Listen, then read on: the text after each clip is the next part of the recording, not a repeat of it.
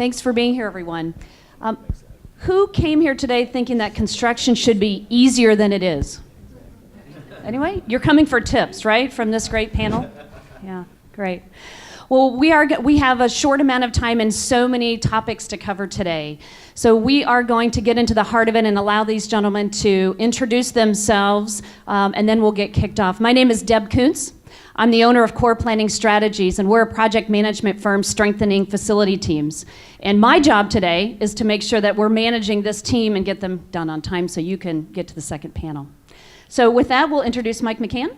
My name is Mike McCann. I'm president of Pepper Construction Company of Indiana, kind of newly named president last fall. Prior to that, I spent 17 years really as chief operating officer. So anything that was screwed up when I took over was my own fault. So, but it's been good. So we're a general contractor construction management firm, do a lot of CM at risk work, design, build.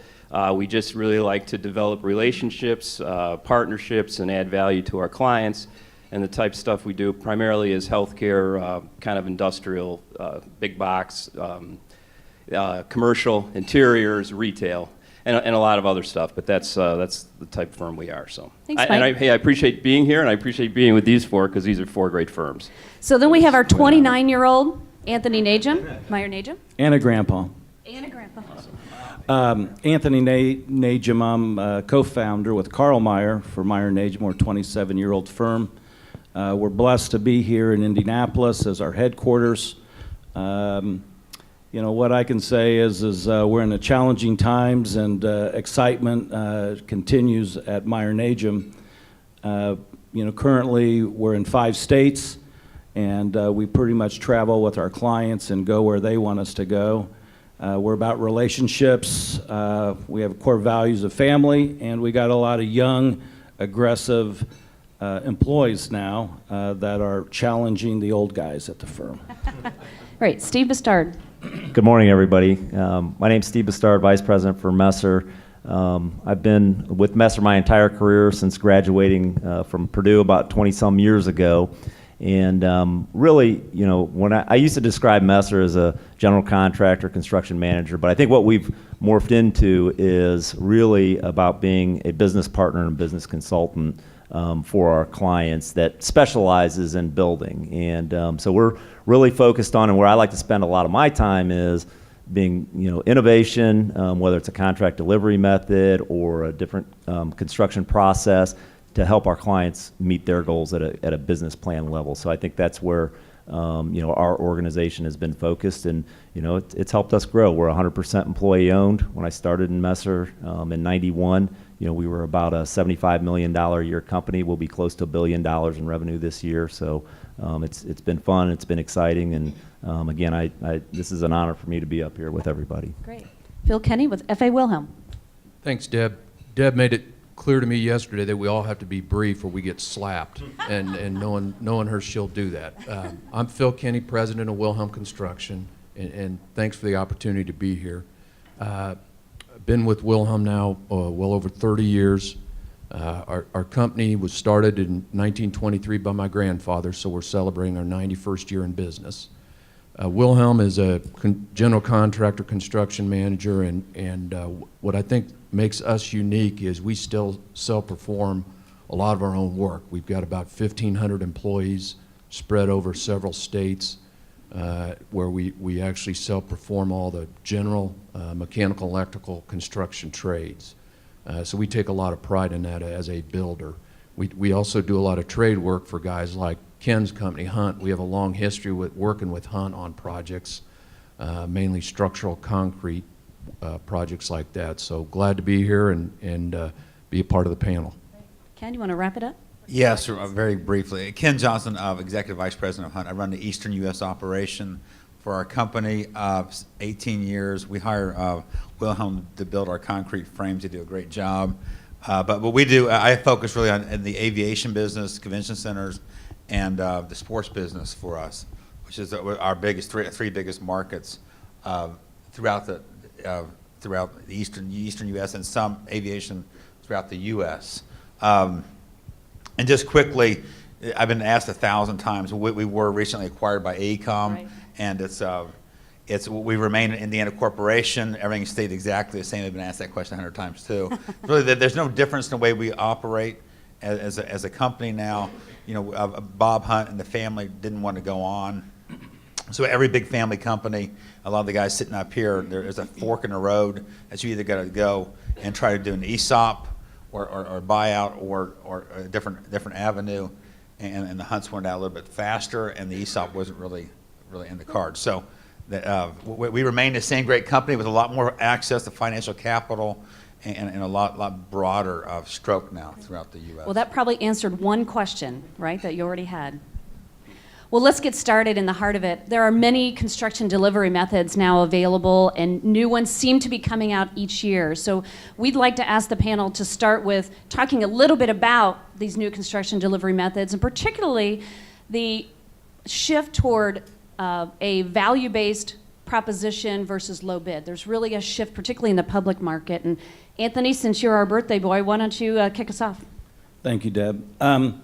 What we have found during the recovery 5-6 years ago when '08 kind of threw us all for a loop, that the traditional delivery, which was design, bid, build, took a few of us in our industry out, along with some subcontractors, that other delivery methods were much more based on a win-win proposition. And several of those were listed, as you know, the integrated delivery approach, design, build, turnkey, and so forth. But the best value proposition is not based on price, but it's based on technical and price. And so when an owner, developer, typically looks at the package, they can evaluate several other things other than just price. So what we're finding is most of our owners and developer clients prefer that. And it's been very successful for us, and we continue to enjoy the relationships because it then gets everybody's goals accomplished much easier. So how is it good for construction? How is it good for construction companies, and then how is it good for clients? Steve? Yeah, I'll speak to that a little bit. I think Anthony's right. You know, for us, a lot of our clients come to us and they know that there's a number of companies that can put the bricks and sticks together very well, but they want us to help them solve their issues. And so, you know, an example would be integrated project delivery. And what's the key for us is being able to affect their business plan.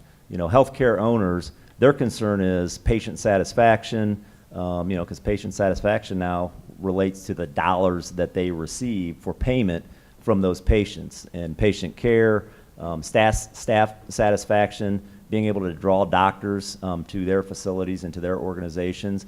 And so, you know, the integrated project delivery, and I see some of our partners out there with ERMCO that we performed for Riley Hospital was extremely successful. And I'll say the reason that I know it was successful is the patient surveys at the end of a 3.5-year project were the best patient surveys that they've ever had. And so to me, that's delivering at somebody's business plan level. And I think that's what most of our clients are looking for these days. Yeah, and we're big proponents of design build. We think the design build, and I do a lot of big sports stadiums design build, whether it's Cardinals, Nationals, Barclays Center just recently, Phoenix Cardinals out in Phoenix.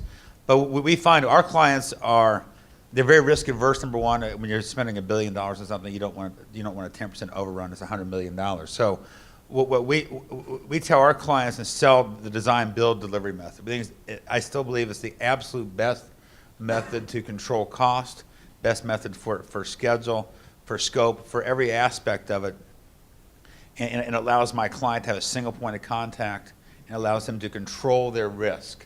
Because we'll do a CSUP, SubGuard, we'll put everything in place where there's nothing really that can actually hit our client. We take all the risk on professional liability, every aspect of the project, and the only people that ever sell against us on that is owners reps companies, because an owner rep company wants to get in there and put 12 people to work on a 2.5 multiplier and try to manage us and a designer, and it's always problematic. You know, we're best. We feel that we know as much about convention center design, of sports projects, and we're doing a lot of design build aviation projects as well. We believe we can deliver it better than anyone because that's what we do, and we don't need. We can save you a lot of money if you're an owner, and not having to have a bunch of owners reps there eating 2 or 3% of your overall cost. So we have a strong advocate here for design build, but maybe Phil or Mike, maybe you can talk to the crowd about how do clients decide? There are so many choices, and I know you all do probably every delivery method. How do they decide? How do you help them? We try to, as we submit on projects, the key to it, and again, the best value is the way to go, there's no doubt, but is how is value defined is a thing that we try to get with our clients and the people we're submitting to. How are they going to define that? What are the criteria for your selection? And then you can focus your proposal that way. We try to, as Ken said, most of the clients are risk averse. So what's the best there? Is it a CMC agreement with a max on it? Is generally the way we're looking at that and way you get the best of both worlds there. You know your total liability, and you also get to select who you want. So that's what we're proposing.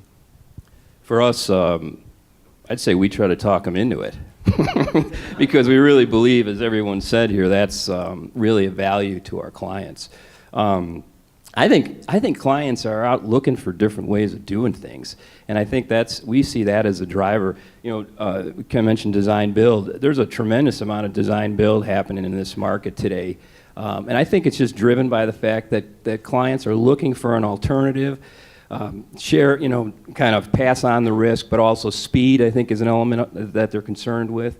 And it gives us an opportunity to really add value to our clients. And I think we're more looked at service providers and commodities, which is, for us, I think, a wonderful shift in our market and truly what we are. I think we add a lot of value to our clients, and it's a great advantage for them. So clients are looking for options. They're looking maybe for you to help them understand where that risk is. Construction in itself is risky, but where's the innovation? Where's the innovation in construction right now, and how are you leading the charge forward even beyond what we see today? Well, I'll start with, I think the first thing about innovation is, I think innovation is the new norm for us. And I would think everybody would agree with that. It's really just almost become a necessity that we look for, creative, innovative ways to approach projects, to solve problems for our clients. And there's a lot of opportunity to do that. And I think that's just what's expected today. Obviously, I think when you mention the word innovation, it's technology. First thing that comes to mind is technology, building information modeling, laser scanning. And there's a lot of really cool things being done with that tool. But it's also just kind of bringing technology to the field. It's going to change the landscape of our market forever. Whether we become paperless or not, I don't know. Every time we try to go paperless, we have more paper, but it's probably headed in that direction. And I think there's just tremendous advantages for clients to improve productivity, efficiency, coordination, solve problems during the design process rather than in the field. So, our biggest risk we see is our labor. That's a huge risk in the field, and two things we're doing there innovation-wise is, one, how do you get man-hours out of the field through prefabrication? So we're looking at more and more of that, doing it in our shops or buying things prefabricated and shipping to the field. And the other is reducing rework. I don't know that that's an innovation, but we're finding that very few people, the craftspeople, understand what rework is. And now we've been tracking that in separate cost codes on projects, and it's been amazing the amount of rework that actually happens on a construction site. It's eye-opening, definitely. So that's a couple things we're doing for innovation-wise. I think Phil nailed it on the head for us. When we look at innovation, I think it goes from the design through the punch-out and the warranty. So I think owners are looking for speed to market, and how do you get to market, and how can you save them during that whole life cycle of a project. So, we're being challenged to really think out of the box, incorporate multiple disciplines into a construction company. So partnerships are a key component, whether they're material suppliers, vendors, subcontractors. So, you know, it's a challenging environment, and I think that certain firms will rise to that occasion. So you mentioned speed and getting their building faster so they can get in faster, but how do we increase speed at the end of a project when we're trying to finish up construction? How is that improved and where is it going?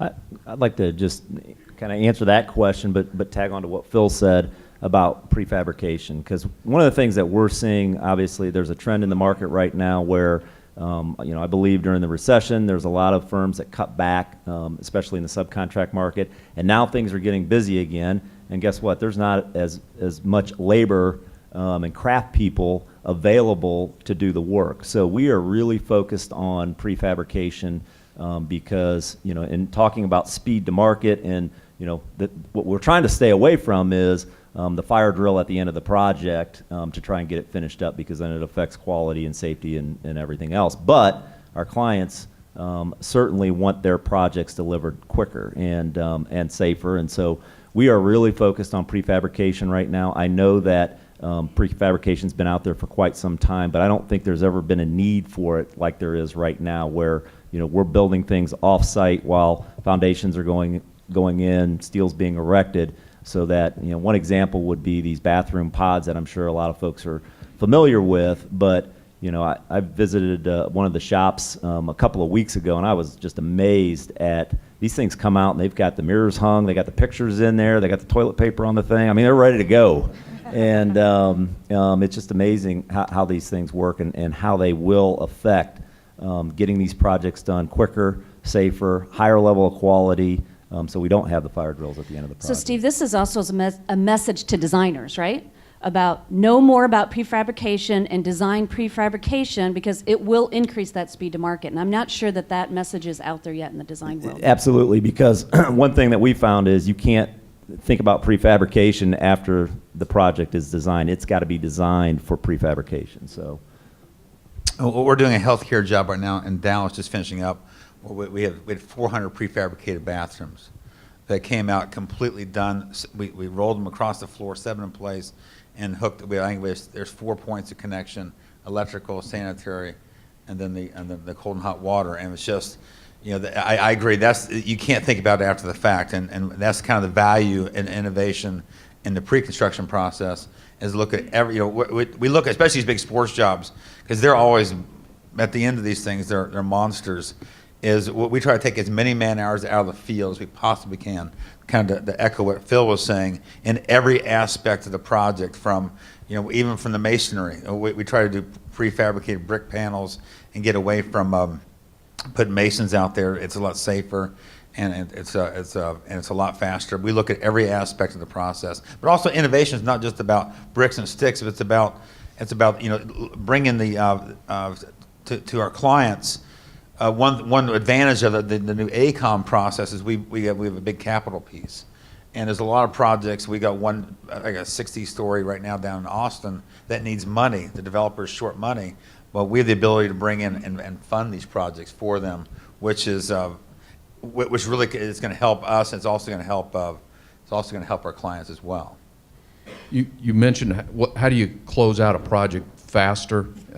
Two ways. One is pre-planning. It's amazing if you take a project and spend the time up front to plan it with the end in mind and work backwards, how well that project goes in terms of cost, quality, schedule, and all those pieces.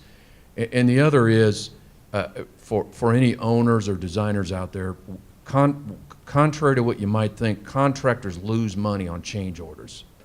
And if there's a project, the best projects we have, the most efficient, most profitable, are when there's no changes. And so if there's any way to get a project and get it all you want in it up front, that clearly closes out a project a lot faster. Now, I think that would be a win-win-win, right? No change orders. I think everybody wants that on a project, so absolutely. Well, we touched on labor a little bit and workforce. Let's delve into that topic, because the question about coming out of the recession, are people coming back to the workforce in construction? What about our retiring workforce?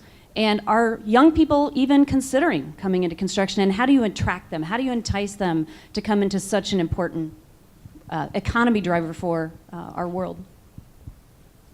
Well, we're seeing spot shortages of craftspeople around, a lot of welders. We're seeing shortages now, and that's just it seems that's a craft that's lost during the recession. People went and did other things. But we can get the bodies, I think, generally, but where we're really struggling is getting young people to want to run work and manage work. And that's just something that's pretty unique that we really need, because our workforce, our superintendents, we've had several that have been there well over 30 years that are getting retired, and that's a lot of knowledge we're going to lose. So we're seeing that's one piece. We need to provide training to these young people to be leaders. And then on the other side is the administrative or management side.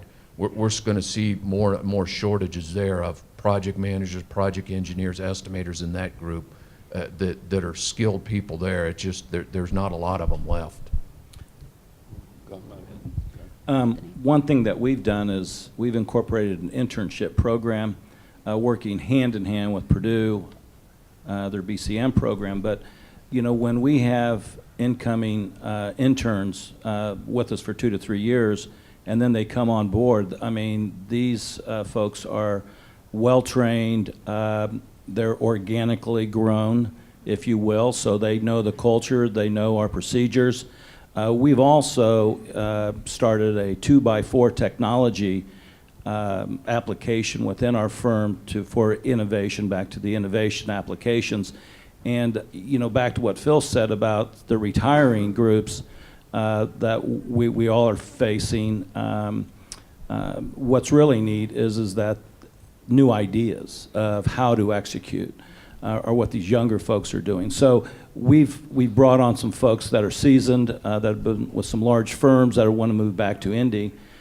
So we've been blessed to attract those talents and then also retain several of our key people. So I don't think it's something that we're ever going to nail down because of the shrinking construction industry mentality. So, it's a challenge. I'd say one of the things that we probably all realize is that we have a bit of an image problem that we have to address. And I think we probably have to address that as an industry, together.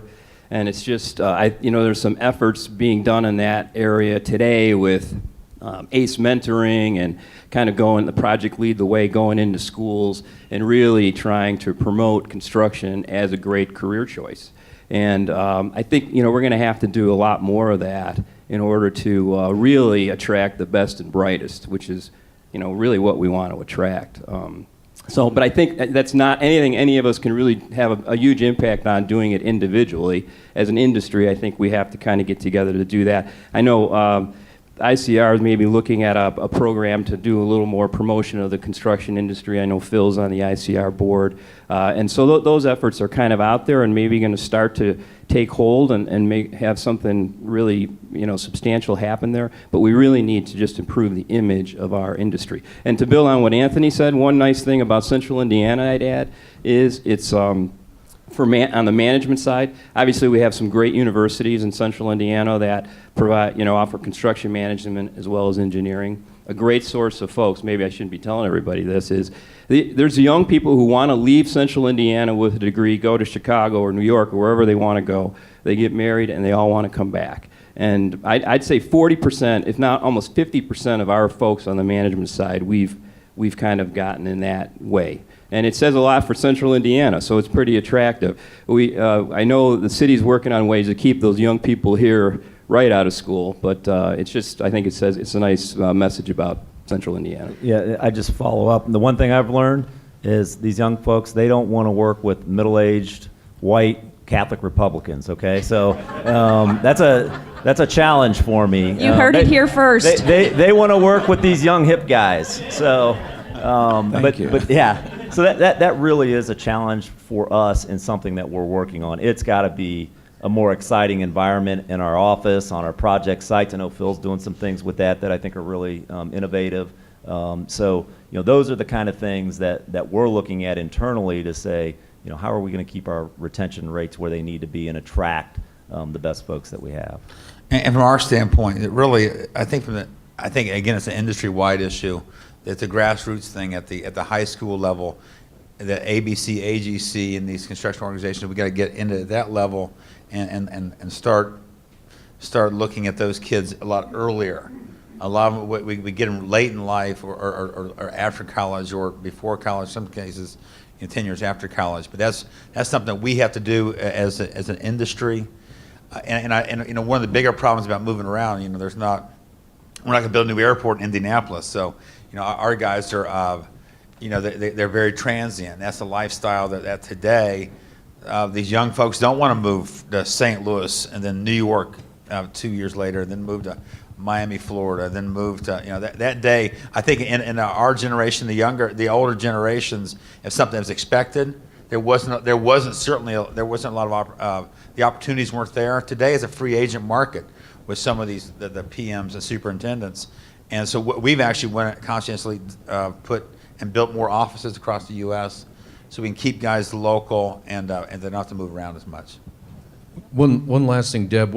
I'm an engineer. I have an engineering degree from Purdue, so I promote Purdue as much as I can. But I've now convinced myself that do you take a construction person with a construction background and teach them business, or do you hire business people and teach them construction? And I've convinced myself now we need to look at the business side or the liberal arts side and teach them our trade. So that's where we're going to go focus on, getting smart young people and try to teach them construction, because again, I've convinced myself you don't have to be very smart to be in construction. That's why there's so many contractors. Phil, I think you just got the wrong degree. You should have got the building construction degree, not the engineering degree. Well, obviously, there is a quality of life aspect to Indianapolis that I think is unmatched in our country. And it is important that we bring back those who have moved away.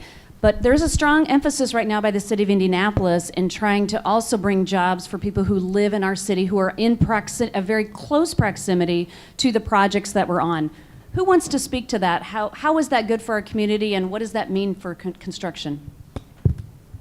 Well, I was born and raised here in Indianapolis, like some of these guys, and it means a lot. And my family and I live in Irvington, so we're still within the city limits. But it means a lot when you can go downtown or in your neighborhood and see something you've actually built. It means a lot, and I think as we promote the employment of Marion County or Central Indiana employees, I think it's key, and promote it, that look at all these great things we're doing in town here that you can be a part of. One thing I'd like to say is when I left in 1981 to go to Houston, there were no jobs here. So I was recruited to go out and build power plants and cogen facilities. But while I was gone, Indianapolis, awoken from Naptown. And I couldn't wait to get back there in the National Geographic back when Pan Am Plaza and those games came. And I had 4 kids, and I wanted to move back to Indy. So, when you move back from somewhere where you grew up, and then you do what Phil said, you get to see things that are being built, and then the excitement. I think Indianapolis, by far, compared to most metropolitan cities, has a lot going for it. So I think it's an easy recruit as well. A great big small town. Yeah. We're going to let these guys answer questions for about 5 more minutes, and then we're going to ask you to provide questions to them. So be thinking about what your questions are based on what you heard today, or an open topic. So within the last 5 minutes that we're going to have some scheduled questions, what's coming up in the city, in the state? What is new in terms of projects? What markets are hot? Give these guys something they can take back to their marketing departments, right? I'll just start quickly. One of the projects that we've been really blessed to get involved in is the new Honors College at Purdue University, which will be the first at-risk CM project by a public university in the state of Indiana. And it's an exciting project. It's tough to try and turn a ship that's been going in the same direction for a long time. But I really do like the energy and the excitement that Purdue has in terms of hey, we're going to do things differently, both from a construction side and innovation side, getting additional contractors and vendors involved in their projects. So I think that we desperately want to make sure and are very focused to make sure that this type of project is a success for everybody up here, because you know, the CM at risk is a good place to live for most of us. Yeah, don't screw that up. We need. Yeah, I know. Mike already put that pressure on me It's taken us earlier. like 30 years to convince everyone that CM risk is not a bad thing, and especially at the collegiate level and the state government. So, a little pressure there on you. So, That's right. I think that there's opportunities to work hand in hand with a lot of municipalities to solve problems, and I think that there's a lot of opportunity to be problem solvers and to create creative financing, and you touched on it, where you can bring the financing as well as a team approach for problem solving. There's many small counties in the in the state that are looking for that. So I think we have a duty to be problem solvers for our state. Brother Johnson here mentioned earlier about that the city's not going to build another airport or a football stadium for a while. So I think we've lived through our boom and we're back to a normal year in construction, but that's still a lot of opportunities there. And I also think that the power companies, the healthcare groups, and those kind of industries have figured out now how to make money in spite of the government. And no offense to any government people here, but I think they've figured that out now. So I think you're going to see more opportunities there. But I think Central Indiana, again, is going to go back to a more normal year in terms of construction. Yeah, I would add, just to build on what Phil said, I think we do a lot of healthcare and track that market pretty closely. And, there's a lot of change in the healthcare market, and there's still a lot of kind of uncertainty as to how things move forward. But I think, things are going to change, and they're going to, hospitals, healthcare organizations are going to have to address those changes. And I think that, I hope that will result in work for all of us down the line. The other thing I'd say, the other market that's starting to come back just a bit is the retail market. And, we're starting the Cabela's store up in Noblesville, which is a neat project, and Meyer's coming back into Central Indiana doing some things. So that's another market that's just starting to pick up just a bit, which is, I think, exciting and good for all of us as well. So. Well, I can't believe we've all missed the biosciences, and when you look at Lilly and Roche and Baxter, there's incredible opportunities. So, when you look at medicine in particular, I believe that healthcare is transitioning. I think there's fewer projects in healthcare as there were. I think there's more opportunities in the Dow Agras and the Roches and the Baxters and the Lillys as they start to invent new processes.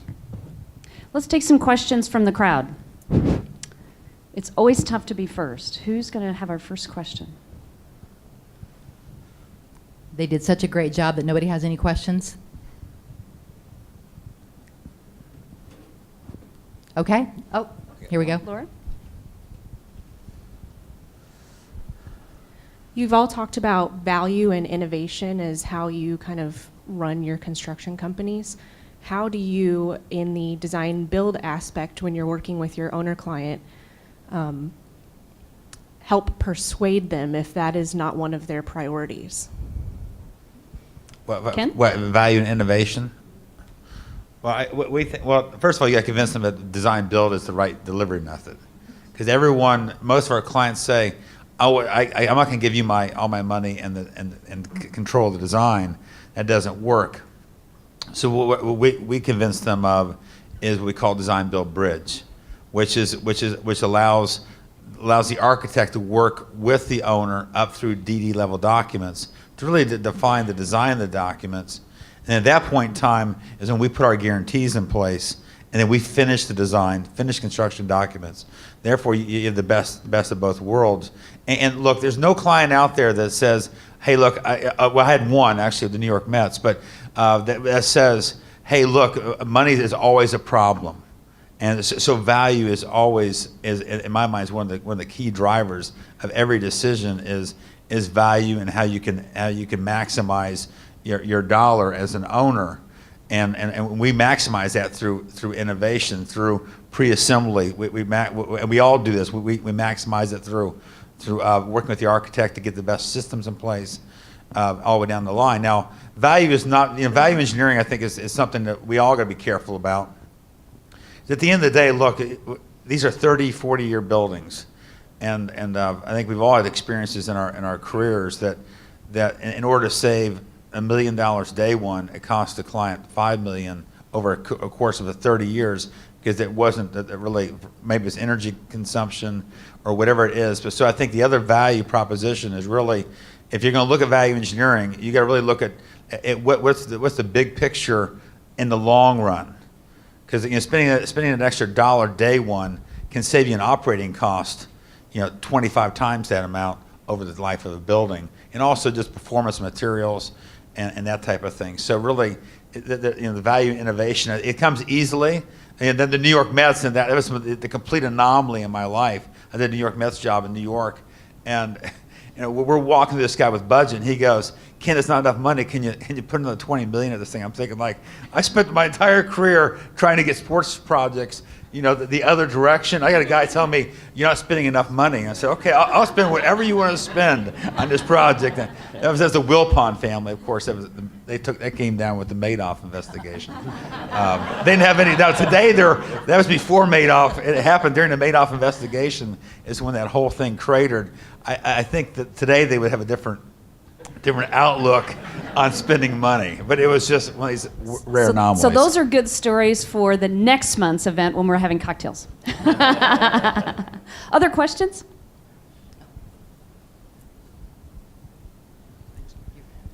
Hi guys, Jeremy Opperman with BPM Associates. Anthony, I wanted to revisit the value proposition model that you mentioned of technical plus price being the new model. What type of partnerships or strategy has that driven amongst yourselves as you look at the new market? We currently have over $100 million going on and another $70 million in backlog with that proposition. They're delivery methods that are becoming more of the norm, where you're teaming with an architect and a developer owner, and you're doing a build-to-suit for a long-term tenant. The bridging documents that basically were discussed and creating this design document phase so that the tenant or the folks that are going to be occupying the facility get most of all their needs. But then at the end of the day, you want to make sure that architecturally and engineering-wise, it doesn't get over-designed. So you have opportunities to create value propositions so that they get what they want, and then you can also deliver it in the time frame. It creates a lot of collaborative opportunities for everyone to achieve, their end goal. So we're starting to see that. I even think, these are the VA outpatient centers that we're doing, but I think you're going to see that with the universities as well. I think there's a lot more off-balance sheet type projects on the horizon where universities don't want to own these facilities. They just rather enter into a 20, 30-year lifetime type proposition, because ultimately we find that things are getting over-engineered and designed, and they become iconic for certain people, but at the end of the day, functionality is more important and cost is more important. And the European model is all P3 development. The U.S., we're kind of lagging behind. But one day, think about it. If you're a municipality, why do you want to own an airport? Why? Why do you want to own hospitals? Why do you want dormitories? Why do you want to own anything? When you have as a third party that will go develop it for you, finance it, operate it, and give you a revenue check every month. Isn't that what it's really all about at the end of the day?